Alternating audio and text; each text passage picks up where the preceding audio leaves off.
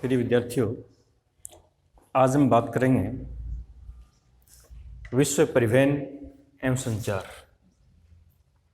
देखिए, परिवहन क्या है और परिवहन कितने प्रकार का होता है। विश्व वितरण के हिसाब से परिवहन की क्या स्थिति है, महाद्वीपों की और देशों की, और भारत की परिवहन में वर्तमान पोजीशन क्या है।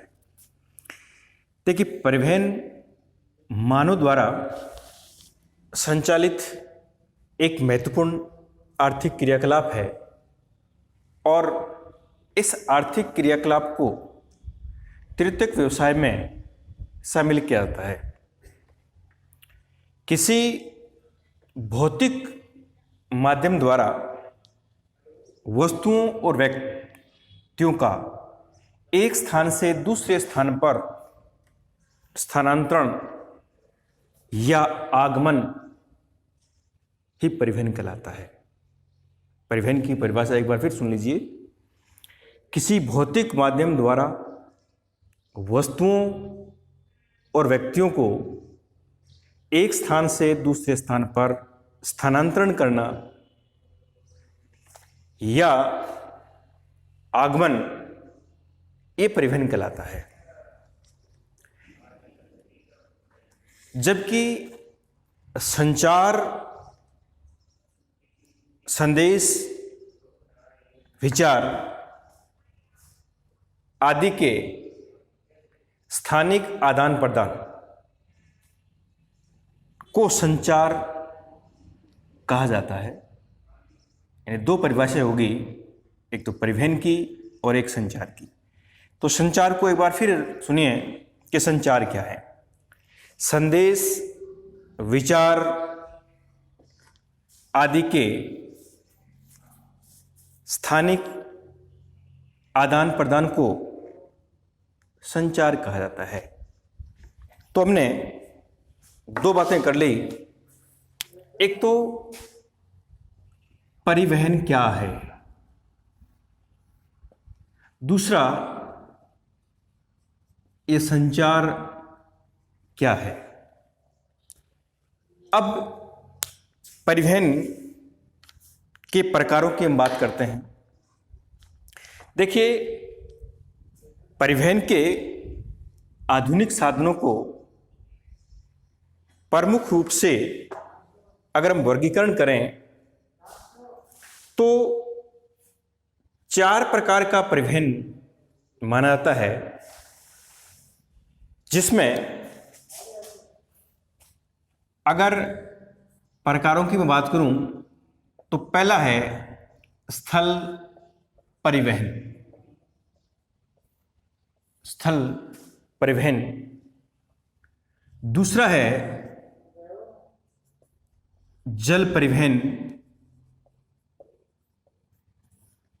तीसरा है वायु परिवहन और चौथा पाइपलाइन। ये 4 प्रकार का परिवहन होता है। स्थल, जल, वायु और पाइपलाइन। देखिए, स्थल परिवहन से आप परिचित हैं, जल परिवहन से भी, वायु परिवहन से, लेकिन पाइपलाइन भी एक परिवहन का माध्यम है और जिसमें प्राय जो तरल पदार्थ होते हैं, जिसमें विशेष रूप से पेट्रोलियम उत्पादों का परिवहन होता है, जैसे HBJ पाइपलाइन है, हजीरा विजयपुर गैस पाइपलाइन। तो प्राकृतिक तेल या कहते हैं कि खनिज तेल और प्राकृतिक गैस का भी पाइपलाइन के माध्यम से परिवहन होता है। अब परिवहन के वर्गीकरण में सबसे पहले मैं बात कर रहा हूं स्थल परिवहन की। देखिए, स्थल जो परिवहन है इसको लैंड ट्रांसपोर्ट बोलते हैं, और स्थल परिवहन कम दूरी के लिए, दुर्गम क्षेत्रों के लिए सबसे उपयुक्त परिवहन का माध्यम है। दूसरी बात यह भी है कि स्थल परिवहन में प्राय लागत कम आती है और रखरखाव में भी आसानी रहती है। स्थल परिवहन के फिर दो प्रकार होते हैं और स्थल परिवहन के दो प्रकारों में हम बात करें तो पहला है सड़क परिवहन। सड़क परिवहन और दूसरा है रेल परिवहन। स्थल परिवहन के दो प्रकार हैं। अब उसके बाद में सड़क परिवहन का वर्गीकरण करते हैं हम। जैसे सड़कें भी अलग अलग प्रकार की होती हैं, निर्माण प्रक्रिया के आधार पर, क्षेत्र के हिसाब से, लंबाई के हिसाब से, रखरखाव की दृष्टि से। तो उसमें जो पहला प्रकार होता है वो होता है NH, ये कहते हैं राष्ट्रीय राजमार्ग। उसके बाद में SH, स्टेट हाईवे, और उसके बाद में स्थानीय सड़कें। तो ये सड़क परिवहन में आता है। अब इस सड़क परिवहन की और संपूर्ण विश्व के हिसाब से सड़क परिवहन का क्या वर्तमान स्थिति है उसकी बात करते हैं। कौन कौन से विश्व स्तर के सड़क मार्ग हैं। देखिए, विश्व के कुछ महत्वपूर्ण सड़क मार्गों की मैं बात करूं जिसमें पैन अमेरिका महामार्ग, पैन अमेरिका महामार्ग, ट्रांस कनाडियन महामार्ग, अलास्का महामार्ग, स्टुअर्ट महामार्ग, इस प्रकार के ये कुछ विश्व स्तर के सड़कों के महामार्ग हैं। तो देखिए, मैं कुछ विश्व के प्रमुख सड़क मार्गों की बात कर रहा हूं, जिसमें पहला मैंने कहा पैन अमेरिकन महामार्ग, पैन अमेरिकन महामार्ग। दूसरा ट्रांस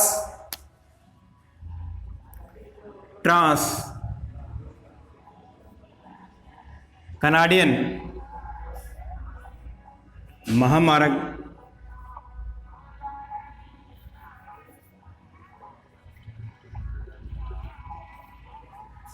तीसरा अलास्का महामार्ग।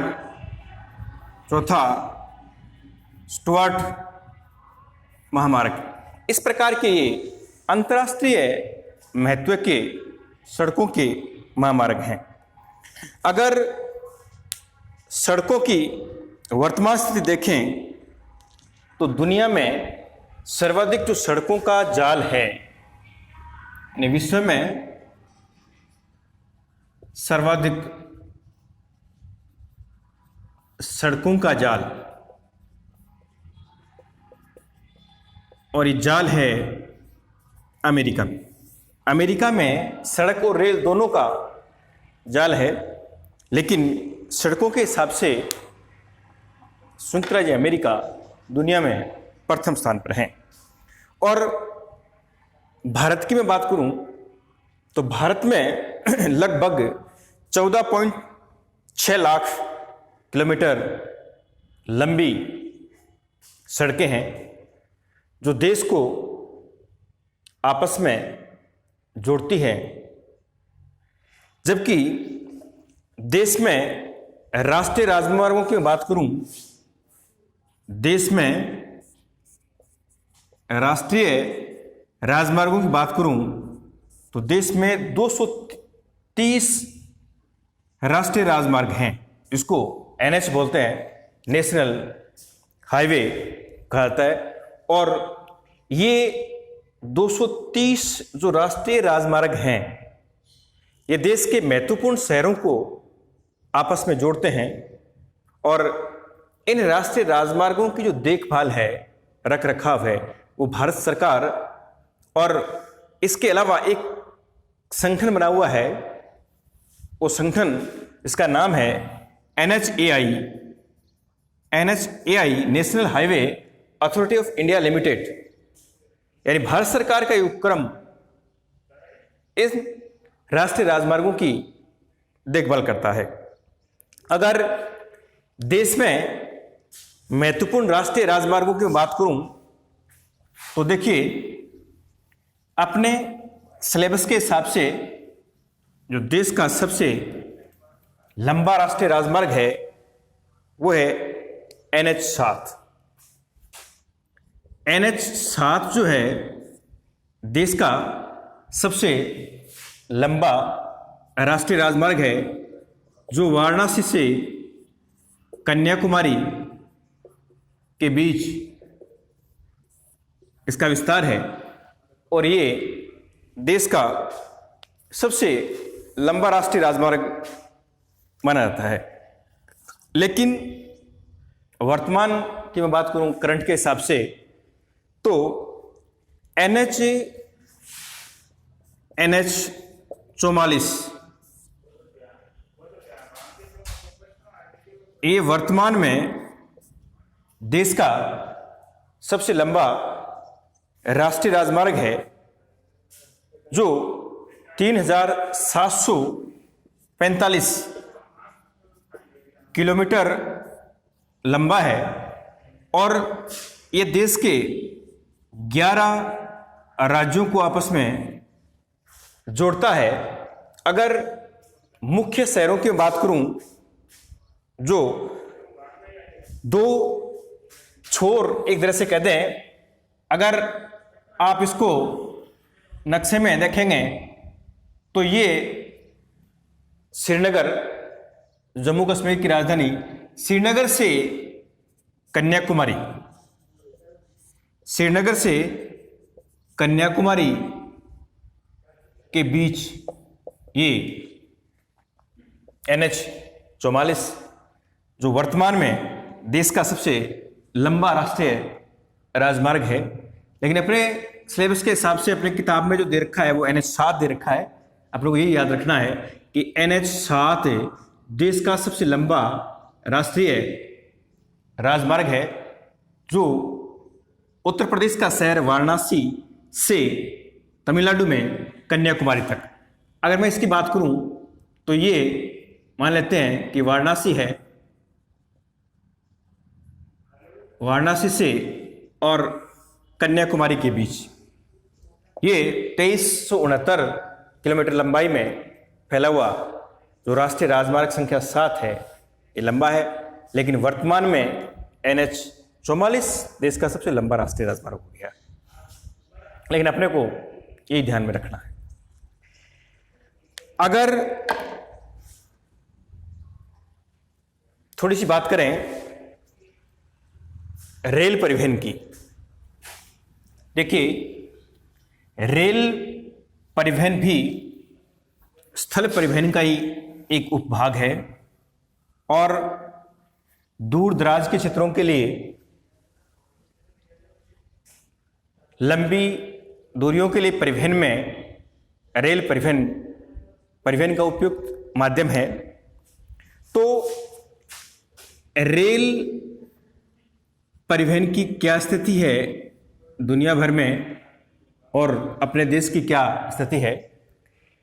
देखिए, रेल मार्गों को अगर विश्व स्तर पर देखें तो विश्व में यूरोप महाद्वीप पे रेलों के विस्तार में अग्रणी है। लेकिन आधुनिकता और आधुनिक रेलों के हिसाब से उत्तर अमेरिका महाद्वीप आगे है और उत्तर अमेरिका में रेलों का विस्तार भी अधिक है। हालांकि घनत्व यूरोप में ज़्यादा है, लेकिन विस्तार और लंबाई के हिसाब से यूरोप को पीछे छोड़ता हुआ उत्तर अमेरिका जो है, उत्तर अमेरिका महाद्वीप में रेल मार्गों का सर्वाधिक विस्तार है। विस्तार यानी घनत्व में यूरोप आगे है और रेल मार्गों की लंबाई के हिसाब से उत्तर अमेरिका आगे है। अगर उत्तर अमेरिका की मैं बात करूं तो उत्तर अमेरिका में लगभग रेलों का 40% हिस्सा रखता है और जो अपने आप में महत्वपूर्ण है। अब विश्व के कुछ महत्वपूर्ण रेल मार्ग हैं और उन रेल मार्गों में बात करूं तो पहला है कैनेडियन पैसिफिक रेल मार्ग। विश्व के कुछ महत्वपूर्ण रेल मार्ग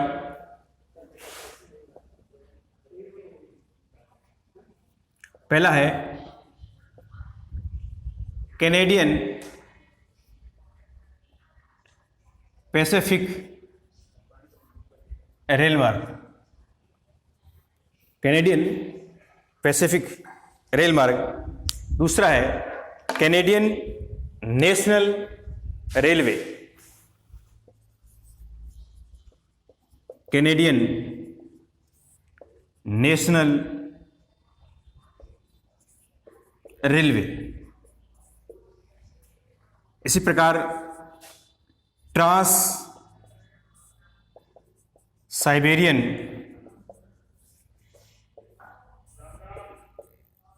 रेल मार्ग। इसी प्रकार ओरिएंट एक्सप्रेस रेल मार्ग।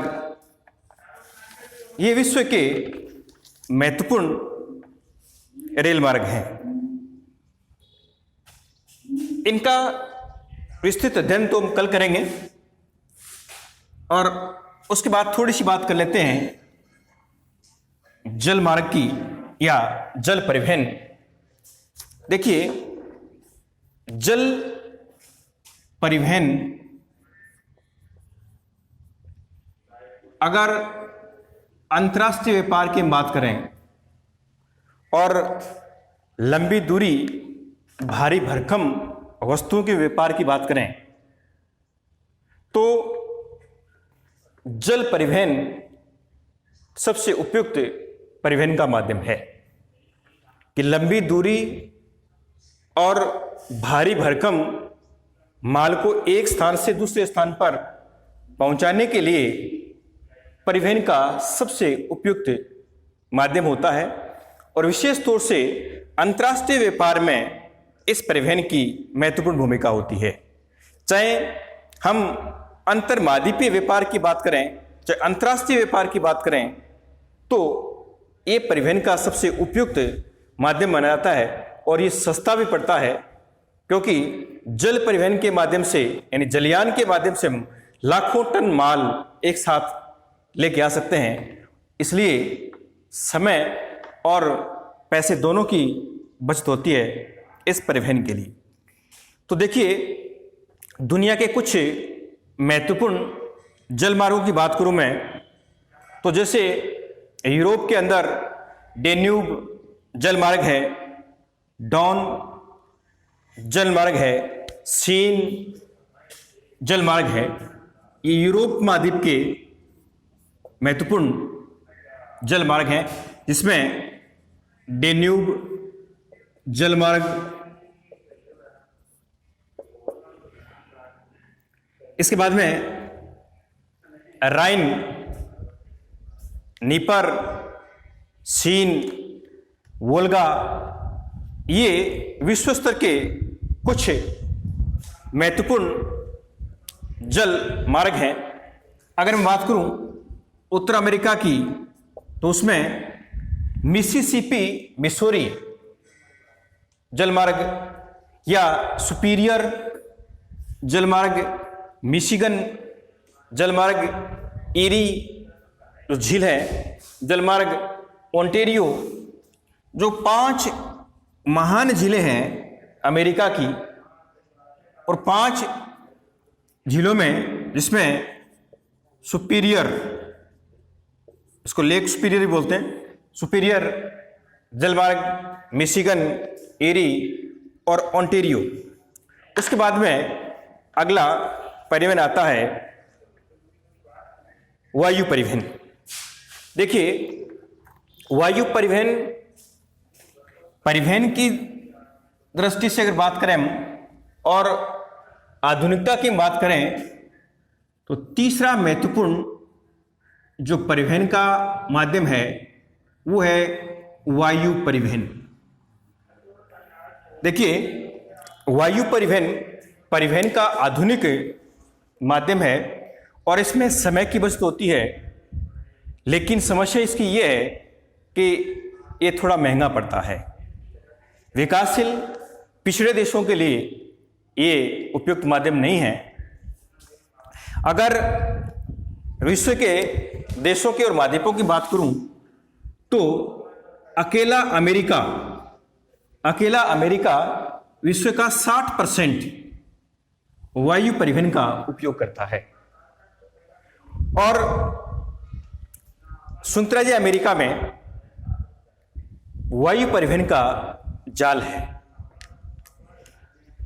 अगर प्रकारों की बात करूं तो इसको 6 भागों में बांटते हैं, वायु परिवहन का वर्गीकरण करते हैं। तो जिसमें पहला अंतर महाद्वीपीय वायु मार्ग, उसके बाद में महाद्वीपीय वायु मार्ग, उसके बाद में राष्ट्रीय वायु मार्ग, उसके बाद में प्रादेशिक वायु मार्ग और उसके बाद में सैन्य वायु मार्ग। तो ये इस रूप में वायु मार्गों का वर्गीकरण किया जाता है। और उसके बाद में अगला आता है पाइपलाइन। तो आज हम इतनी बात करेंगे। धन्यवाद।